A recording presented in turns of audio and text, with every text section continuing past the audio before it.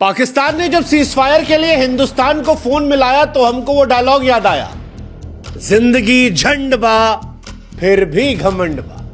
हां जी, पाकिस्तानी सेना की हर बार की आदत है, पहले कूचने आएगी आतंकवाद के थ्रू और उसके बाद जब भारत दो थप्पड़ खींच के देगा, उसको उसकी औकात में लाएगा, तो सीधे कूद के वो अमेरिका के सामने गिड़गिड़ाने पहुंच जाएगा, कहेगा हे बाबू बचा लो हमको, हम तो गरीब आदमी हैं, अभी बीती रात ही तुमने हमको लोन दिलाया था कर्जा $1 बिलियन का, उस कर्जे से ज्यादा हिंदुस्तान ने हमारी जमीन पर ठोक के नुकसान कर दिया है, ऐसे कैसे चलेगा, हमारे यहां दाल रोटी का पैसा नहीं है और ऊपर से नुकसान होता जा रहा है, छोड़ दो बाबू।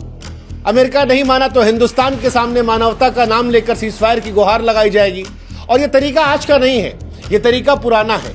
1947 में पाकिस्तान ने कश्मीर में युद्ध किया, भारत ने खदेड़ा, फिर वही कहानी। 65 में हम लाहौर तक घुस गए थे, तब वही कहानी। 71 में उनके 93,000 सैनिकों के हस्ताक्षर करने वाली वो फोटो आज भी सोशल मीडिया पर है, तब भी वही कहानी। 99 में करगिल पहुंचे, हमने ठोक के मार के भगाया, तब वही कहानी।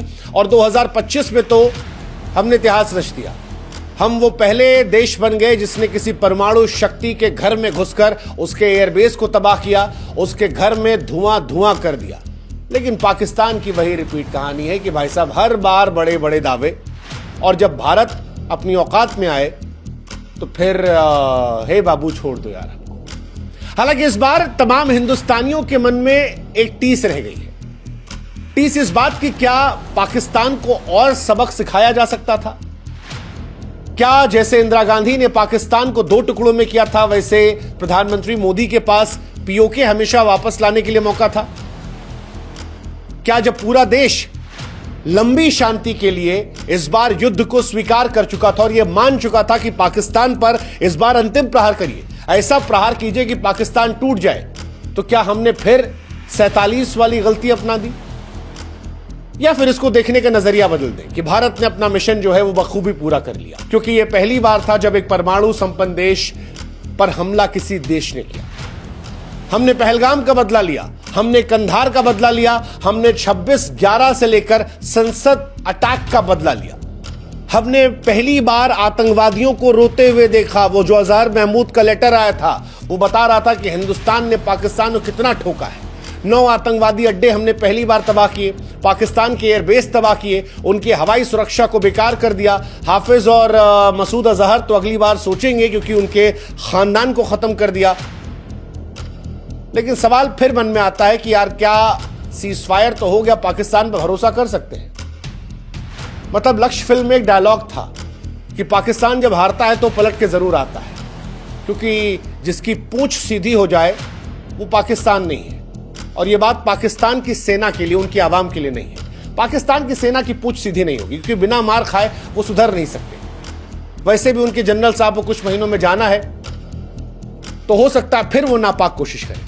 और इसीलिए सवाल है कि क्या इसका एक ही इलाज था, जड़ से उखाड़ फेंकना बिना किसी समझौते के? क्योंकि भारतीय सेना इस बार फ्रंट फुट पर खेल रही थी, बड़ा अच्छा मौका था, चढ़ चढ़ के मार रही थी, घुस घुस के मार रही थी। पाकिस्तान के अंदर से खौफ दिख रहा था। उनकी आवाम या मीडिया जो है वो भले ही सोशल मीडिया पर न्यू नॉर्मल दिखाने की कोशिश करे, लेकिन अंदर से फटी पड़ी थी।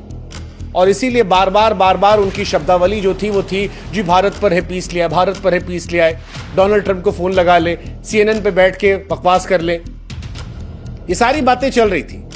क्या भारत के पास मौका था? या फिर भारत सरकार ने जो फैसला लिया कि चलो ठीक है, जितना कूटना था कूट दिया, अब कूटनीतिक को प्राथमिकता दी जाए, इंडिया की ग्रोथ को प्राथमिकता दी जाए, क्योंकि हमारी मैसेजिंग तो स्ट्रांग हो गई, स्ट्रांग मैसेजिंग थी। आपने हमारे देश में पहलगाम में हमला किया, हमने आपके घर में घुसकर आतंकवादी अड्डों को तबाह कर दिया। आपने वापस पलटवार करने की कोशिश की, हमने आपको अच्छे से सबक दे दिया और आपके घर में घुसकर मारा। और इस बार इंडिया पहली बार घुस के मारा, और इंडिया ओन कर रहा था हमने घुस के मारा। पहला थप्पड़ हमने मारा है इस बार, और जो पहला थप्पड़ मारता है उसकी अहमियत अलग होती है। पाकिस्तान रिएक्ट करना चाह रहा था, फिर हम और तेज थप्पड़ मार रहे थे। तो क्या ये कूटनीति ठीक है, या फिर ये एक युद्ध से पहले का एक सीजफायर है? क्योंकि कई बार थोड़ा समेटने के लिए, बटोरने के लिए भी सीजफायर होता है। हालांकि सीजफायर क्या ही है, 2 घंटे में फिर ये लोग आपस में मार करने लगे, हो सकता है फिर कुछ शुरू हो जाए। वैसे भी इंडिया ने स्पष्ट कर दिया है कि भाई साहब हम ये जो आप पर बैन वैन लगाया है इंडस वाटर ट्रीटी से लेकर आपको सोशल मीडिया से बॉयकॉट करने का, आपके नागरिकों को नफा दफा करने का, वो सब हटाएंगे नहीं। इसीलिए हमारी मांग कि देखो सरकार, कब ठोकना है, कैसे ठोकना है, या ठोकना है नहीं ठोकना है, वो आपका फैसला है। लेकिन हम आपसे इतना कहेंगे कि अब इंडिया में पाकिस्तानी नागरिकों को जगह ना दी जाए। देश के अंदर भी पूरी तरह से सुरक्षा का माहौल बनाया जाए। जो पाकिस्तानी एलिमेंट हैं उनको थैंक यू किया जाए, और पहलगाम हमले में 26 भारतीयों की हत्या के लिए जो लोग जिम्मेदार हैं उनको खोज के ठोका जाए सार्वजनिक तौर पर। और अगर पाकिस्तान कभी भी भविष्य में आतंकवाद के जरिए या डायरेक्ट हिमाकत करने की कोशिश करे तो उसे फिर उसकी औकात दिखा दी जाए। वैसे पाकिस्तान को उसकी औकात दिख गई है, क्योंकि भारत का दबदबा जो है वो दिखा है। अब इस युद्ध के बाद क्या होने वाला है हम आपको बताते हैं। इस युद्ध के बाद रूस के S-400 की डिमांड जो है वो आसमान पर जाने वाली है। नहीं, वो पाकिस्तान जो बकलोली कर रहा था कि हमने S-400 खराब कर दिया, वो वाली नहीं। S-400 ने जिस तरह से पाकिस्तान की हालत खराब कर दी, जिससे फोन आया, उसके लिए जाने वाला। दुनिया कहेगी भाई साहब S-400 खरीद लीजिए।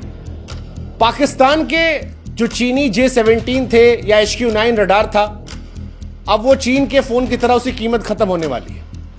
लोग कहेंगे भाई साहब ये चाइनीज माल है, युद्ध में चलता ही नहीं। भारत के जो हथियार है, जिसमें आकाश है, समर है, तेजस है, इनको भी लोग खरीदने खूब आएंगे। अगले कुछ महीनों में पाकिस्तान के रक्षा मंत्री और फौज प्रमुख जो है वो आप देखिएगा धीरे से गायब कर दिए जाएंगे। अभी तो आएंगे सोशल मीडिया पर 2-4 दिन बकवास करने, लेकिन इसके बाद धीरे धीरे इन दोनों को हटा दिया जाएगा, क्योंकि एक्चुअली में इन दोनों ने युद्ध में डाला और दोनों ने पाकिस्तान को शर्मिंदा किया। दोनों ने शर्मिंदा किया। जिस तरह से भारत ने उनको पीटा है, दुनिया के सामने एक्सपोज किया है, और जिस तरह से उन्होंने गरीबी के बावजूद पाकिस्तान को युद्ध में झोंका है, पाकिस्तान के अंदर से उनका हिसाब किताब हो जाए। हालांकि ये सीज फायर सच कहें तो शिमला समझौते जैसा सीज फायर, मतलब दिल को खुश रखने का गालिब का ख्याल अच्छा है, कहने को सीज फायर है। ये वैसा ही है जैसे इंडिया और पाकिस्तान में शांति समझौता कि जी वी आर पड़ोसी, we both want peace. But हम जानते हैं कि शिमला समझौते के बाद पाकिस्तान ने इंडिया को परेशान करने के लिए क्या कुछ नहीं किया। 1972 में शिमला समझौता हुआ था, इसीलिए हुआ था कि शांति के प्रतीक बात करेंगे, लेकिन ये कागज का पीस होता है, क्योंकि जमीन पर ऐसा नहीं होता है। इसके बाद भी पाकिस्तान ने 91 में नौटंकी की, 84 में सियाचिन में की, उसके बाद संसद पर अटैक किया, पूरी पुलवामा, बंबई में हमला, पहलगाम। तो ये वैसा ही समझौता लगता है कि दुनिया के सामने कह दिया गया, लेकिन ये अस्थायी, अविश्वसनीय साबित हो रहा है। और ये इसका रीजन भी है। आप देखो सीजफायर के अनाउंसमेंट के 2 घंटे में ये दोनों देश फिर से उलझ गए। फिर भारत ने भी स्पष्ट कर दिया है कि भाई साहब आपका पानी वानी जो है वो हम अब नहीं छोड़ने वाले। कुछ दिन में भारत डैम वैम बना के इनको टाइट कर देगा कि पानी नहीं देंगे तुमको हम भूखा प्यास से मारेंगे। तुम देखो तो तुम मोदी जी को अंडर एस्टिमेट कर रहे हो। ये लग रहा है ऐसा, और ये होगा भी, आपको दिखाई पड़ेगा, क्योंकि सीजफायर के 2 घंटे बाद हमला बताता है कि ये दोनों कितने गंभीर है सीजफायर को लेकर। मुझे ऐसा लगता है, हो सकता है मैं गलत हूं, लेकिन सीजफायर शिमला समझौते की तरह अस्थायी है। ये युद्ध विराम टिकाऊ नहीं है। पाकिस्तान भी कोशिश करेगा कि सैन्य क्षमता को वापस पुनर्जन्म दे और फिर आतंकवादी गतिविधि शुरू करे, और भारत इस बार मूड में है कि अगर तुम इतना मौका दोगे तो ऐसा तमाचा देंगे कि तुम जिंदगी में भूल नहीं पाओगे। वो 5 उंगली गाल पे छपी रहेंगी। बट भारत इस बार प्राउड हो सकता है। प्राउड इसलिए क्योंकि यह पहला मौका था जब किसी परमाणु संपन्न देश पर हमला किया गया। इससे पहले कभी ऐसा हुआ नहीं। अब आप में से कुछ लोग कह सकते हैं कि भाई साहब ये थोड़ा ज्यादा आप कह रहे हैं, ऐसा थोड़ी ना है, ये लड़ाई तो पहले भी हुई है परमाणु संपन्न देशों में। अरे जनाब हुई है, जैसे इंडिया पाकिस्तान भिड़े थे 1999 में, क्योंकि इंडिया ने 1998 में परमाणु परीक्षण कर दिया था और उसी के आसपास पाकिस्तान ने भी किया था। उस टाइम लड़ाई हुई थी। रूस यूक्रेन का युद्ध चल रहा है। अब रूस परमाणु शक्ति है, यूक्रेन के पीछे जो लोग हैं अमेरिका ब्रिटेन, वो भी परमाणु शक्ति वाले देश हैं। या चीन और भारत 1962 में या गलवान में जब भिड़े, चलो गलवान वाले मान लो दोनों परमाणु उसमें थे, लेकिन डिफरेंस है। और डिफरेंस ये है कि लड़ाई एक कोने के लिए हो रही। चीन पहलगाम से आगे नहीं बढ़ रहा था, डोकलाम से आगे नहीं बढ़ा था, वहां पे लड़ाई थी।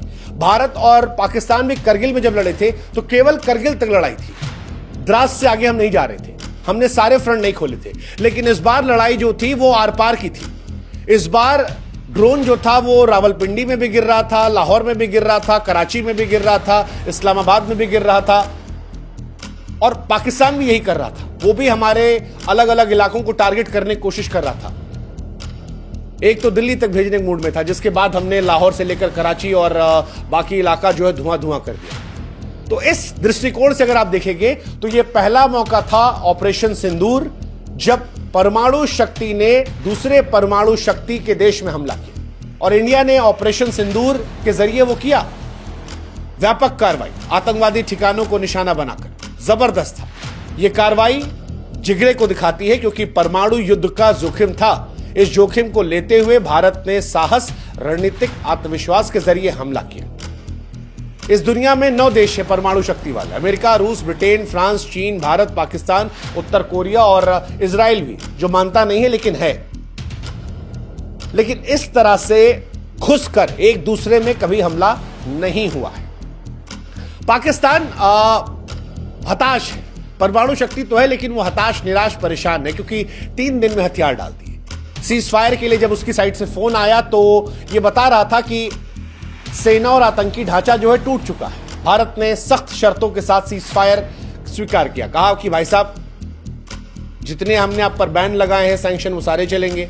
आगे कोई आतंकवादी हमला करोगे तो फिर कूटेंगे, भारत के खिलाफ कोई आतंकवादी कार्रवाई हुई तो फिर तुमको मारेंगे, कहीं से कोई ड्रोन या कोई हरकत आई तो फिर मारे जाओगे, और सबसे बड़ी बात, अगर इंडिया में कहीं आतंकवादी घटना होती है तो सबसे पहला थप्पड़ तुमको मारेंगे। ये वैसा ही है जैसा एक चोर को पकड़ के आप कह दो कि अगर शहर में कहीं चोरी हुई, गलती से भी हो गई कहीं, तो तुम ही कूटे जाओगे, सबसे पहले उठा तुमको थाने भरेंगे। और यही काम इंडिया पाकिस्तान साथ करने वाला है। और पाकिस्तान ये इसलिए मान रहा है क्योंकि उसकी मजबूरी है, उसकी आर्थिक स्थिति खत्म है, बेचारा वो लड़ नहीं सकता, आप ये मान लो।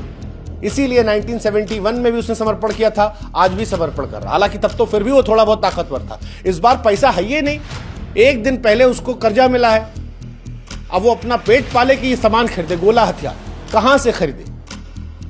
हालांकि इसमें डोनाल्ड ट्रंप जो है वो क्रेडिट चोर के तौर पर आ गए, और आज हम कहेंगे डोनाल्ड ट्रंप बाबू जो है वो क्रेडिट चोर है। डोनाल्ड ट्रंप ने जैसे ट्वीट लिखा, ऐसा लगा कि जैसे कितने बड़े वो नेता है। यही डोनाल्ड ट्रंप है, यही अमेरिका है जिनके उपराष्ट्रपति ने कहा था कि हमको कोई फर्क नहीं पड़ता, और बाद में कहा कि हमारी हैसियत नहीं है इसको रोकने की। सच ये है कि डोनाल्ड ट्रंप क्रेडिट चोरी करने आ रहे हैं। उन्होंने ट्वीट किया, हो सकता है उन्होंने बात की हो, सारी कहानी हो, लेकिन हकीकत यही है कि इंडिया ने पाकिस्तान की बजाई, और खास तौर पर बीती रात जिस तरह बजाई थी, पाकिस्तान उससे घबराया था। पाकिस्तान जानता था कि आज की रात और भारी हो सकती है। इससे पहले कि आज की रात बजे, उसने फोन घनघनाना शुरू कर दिया, और जब फोन घनघनाया गया, हॉटलाइन से बात हुई, भारत से कहा गया। भारत भी अपना लार्जर मैसेज जो है वो दे चुका था, और भारत दुनिया को भी दिखा रहा है कि भाई साहब हमें जो करना था हमने कर लिया, हमारा मकसद पीस है, हम ग्रोथ चाहते हैं, शांत रहना हम भी चाहते हैं, लेकिन अपनी शर्तों पर। और ये भारत ने कर दिया। दुनिया जानती है, भारत ने इतिहास रच दिया। आप किसी परमाणु शक्ति संपन्न देश के घर में घुसकर उसको मार के चले आए, और वो फिर भी लिबिर लिबिर करता रहे, तो फिर ये तो आपकी जीत है। पाकिस्तान ने सब किया, दुष्प्रचार की कोशिश की, हमारे आपस में लोगों को लड़वाने की कोशिश की, सारी बातें कर ली, लेकिन हमने उसे ठोका, कायदे से ठोका, और स्ट्रॉन्ग मैसेज पाकिस्तान हो गया है।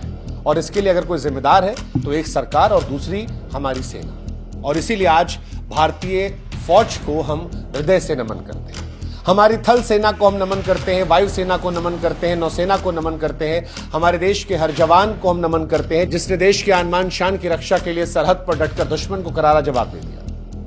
आज भारतीय फौज पर हमें नाज है, और हम ये कह सकते हैं कि ऑपरेशन सिंदूर ने दुनिया को भारत की ताकत का परिचय दिया। न केवल देश की सुरक्षा सुनिश्चित की, बल्कि हर भारतीय के सीने को गर्व से चौड़ा कर दिया। और इसीलिए आज हम कह रहे हैं, इंडियन आर्मी आप है तो हम हैं। हम इस बात के लिए शुक्रगुजार हैं कि आप हैं। बाकी भारत का लक्ष्य शुरू से युद्ध करना नहीं था, आतंकवाद को लेकर पाकिस्तान के दिमाग में डालना था कि अब आतंकी हमले युद्ध माने जाए, और अगर आतंकी हमला हुआ तो उसकी कार्रवाई चुकानी पड़ेगी। इंडिया ने ट्रेलर उरी के बाद दिया था, पुलवामा के बाद दिया था, लेकिन इस बार जो किया वो वेब सीरीज का पहला एपिसोड था, और यह एपिसोड काफी भारी पड़ा।